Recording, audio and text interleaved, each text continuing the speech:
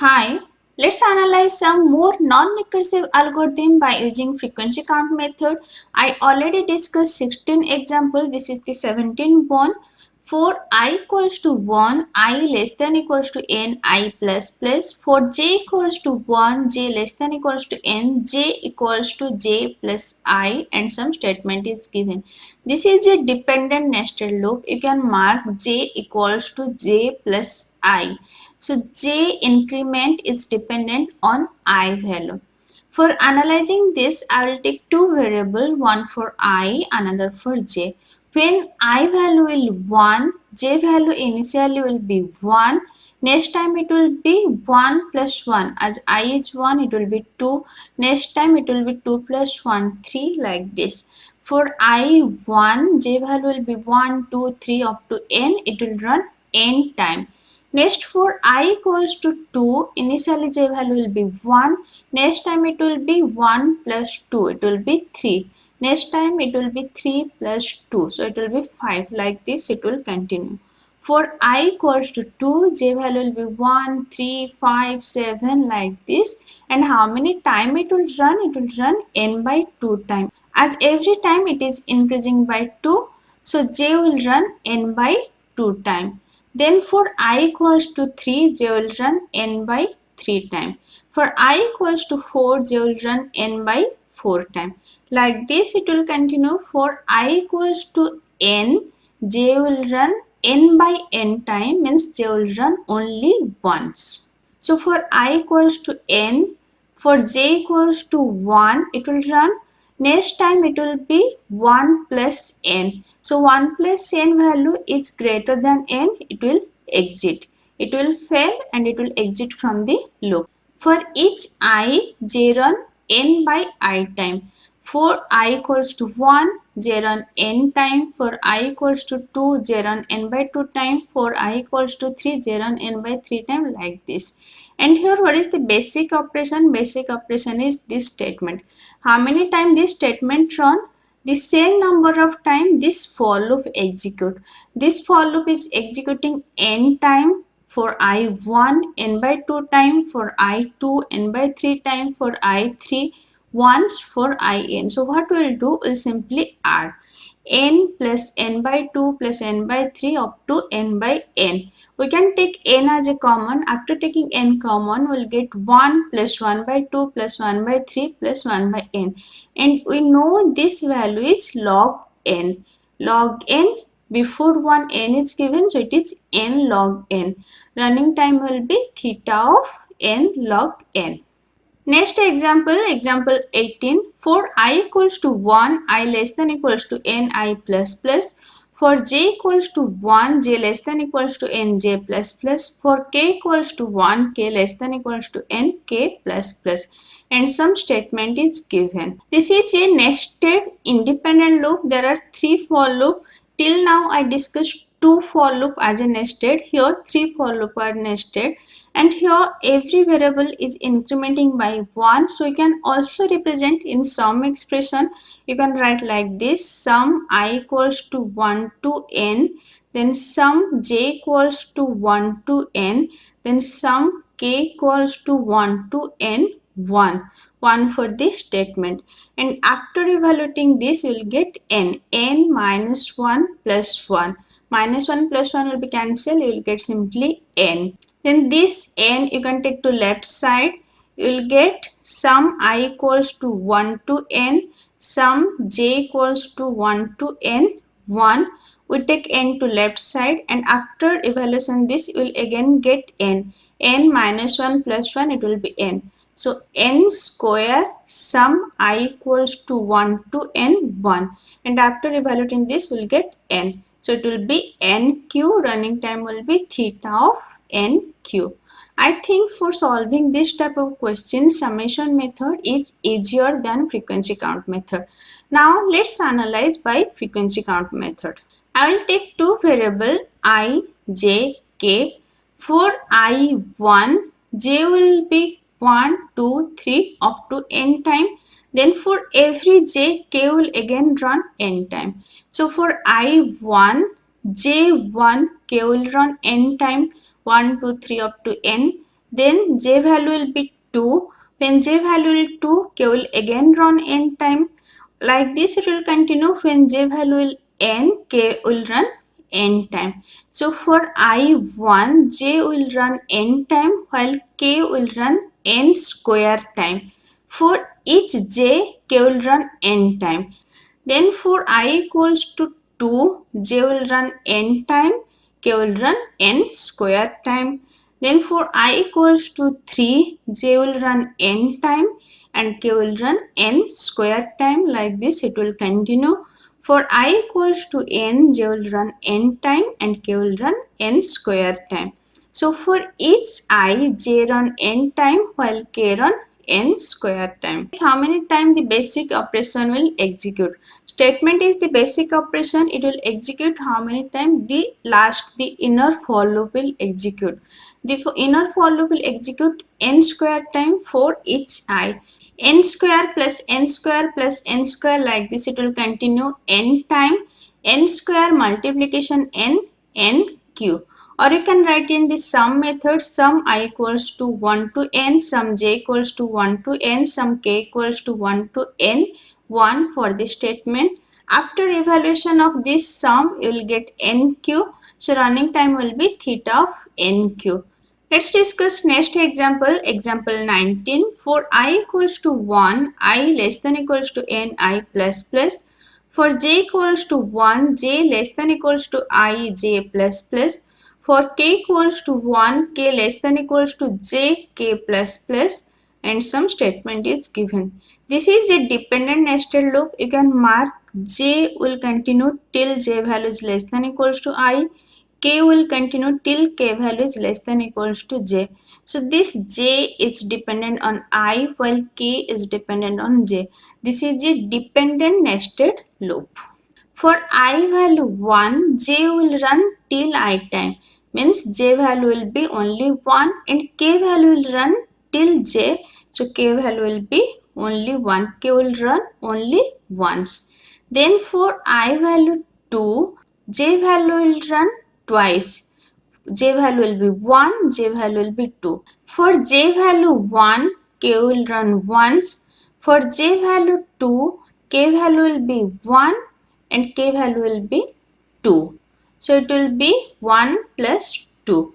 For I 2, j 1, k will run 1.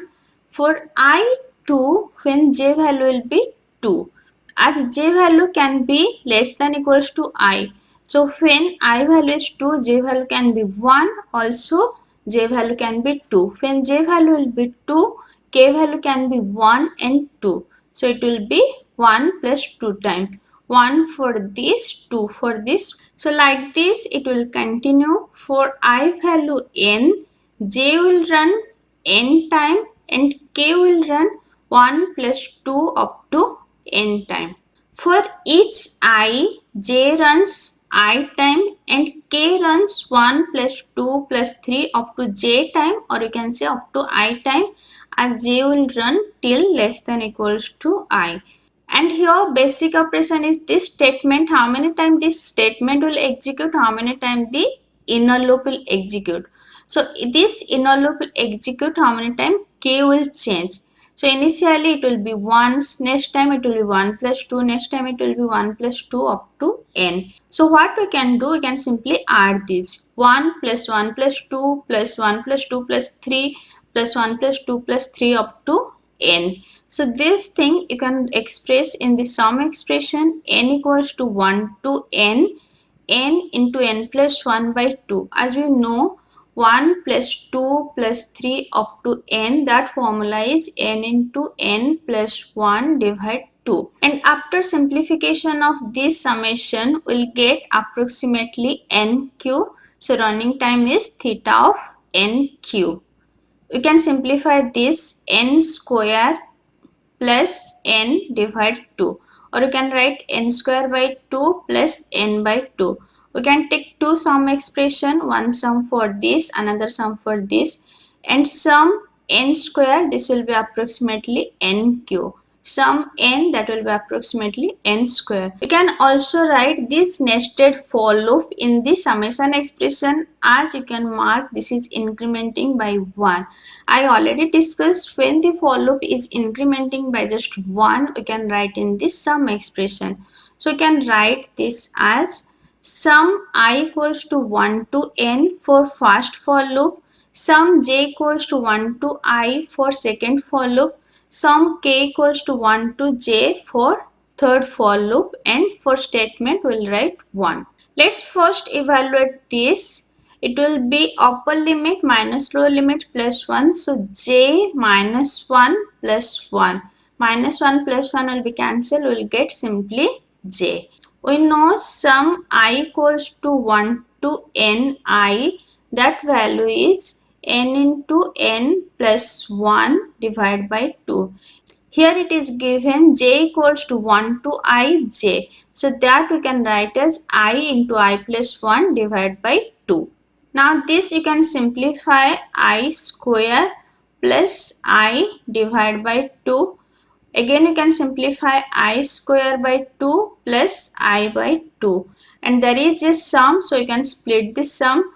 Now sum I square by 2, that will be approximately nq, and the second one will be approximately n square. So running time will be theta of nq. Whenever any variable inside for loop is incrementing by just 1, you can represent in the sum expression, and you can evaluate that sum expression to get the turning time. Let's discuss next example, example 20. For I equals to 1, I less than equals to n, I plus plus. For j equals to 1, j less than equals to I square, j plus plus. For k equals to 1, k less than equals to n by 2, k plus plus, and some statement is given. Here you can mark all the variable are incrementing by 1, so you can represent in the sum expression. Let me discuss first the frequency count method, then I will discuss the sum expression. Now for I1, j will run only once as j value will be less than equals to I square. So 1 square is 1, that's why j will run only once, and k will run till n by 2. So k value will be 1, 2 till n by 2, it will run n by 2 time. Next for I value is 2. When I value is 2, j value will run till 2 square. What is 2 square? It is 4. So j value will range from 1, 2, 3, 4. It will run 4 time, or you can say 2 square time. And k value will run n by 2 time for each j. J run 4 time, and for each j it will run n by 2. That's why n by 2 multiplication 4.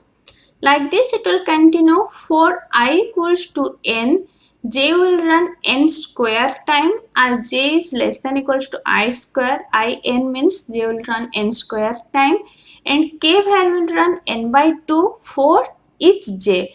That's why n by 2 multiplication n square time. For each I, j will run I square time, while k will run n by 2 multiplication I square time. And what is basic operation here? Basic operation is this statement. How many times this statement will execute? The statement will execute how many times? The inner loop will execute. The inner loop will execute n by 2 times. Next n by 2 multiplication 2 square. Like this n by 2 multiplication n square. So what we can do? You can simply add these. N by 2 plus n by 2 multiplication 2 square plus n by 2 multiplication 3 square plus n by 2 multiplication n square. In every term n by 2 is common, so we can take n by 2 as a common.